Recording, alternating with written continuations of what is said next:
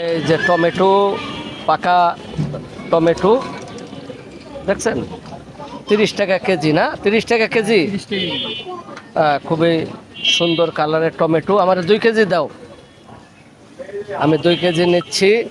30 টাকা KG tomato. আজকে অষ্টম রমজান, রমজানের আজকে 8 দিন, দেখতে দেখতে 8টি রমজান চলে গেল। 30 টাকা কেজি টমেটো। টমেটোগুলো দেখতে অনেক সুন্দর, তাই আমিও নিলাম 30 টাকা।